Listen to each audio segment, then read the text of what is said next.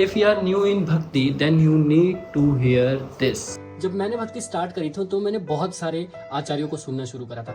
जो मुझे अच्छे लगते थे मैं उनको सुनता था, और जिनकी बातें मुझे ज़्यादा अच्छी लगती थी, जो मेरे माइंड को समझ आती थी, मैं उनको सुनता था। लेकिन यहीं पे हम सबसे बड़ी गलती करते हैं। हमें हमेशा ये करना चाहिए कि हमें एक ही आचार्य को सुनना चाहिए और हमें गुरु परंपरा प्रणाली में आके अच्छे से सुनना चाहिए। अब ऐसा मैं क्यों कह रहा हूँ, ये मैं अपने एक्सपीरियंस से इसलिए कह रहा हूँ क्योंकि मैंने समझा कि जितने ज़्यादा आप लोगों को सुनेंगे उतना ज़्यादा आप कंफ्यूज्ड रहेंगे भक्ति के प्रति।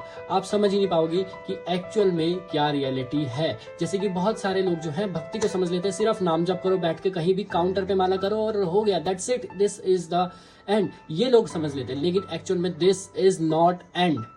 अगर आप हरि भक्ति विलास उठाओ तो उसमें नाम जप की कितनी सारी चीजें बताई गई है, लेकिन ये चीजें मुझे कैसे पता चली? जब मैं गुरु शिष्य परंपरा में आया और मैंने एक गुरु ग्रहण करे जिनसे मैं समझता हूँ, नॉट दीक्षा गुरु बट शिक्षा गुरु।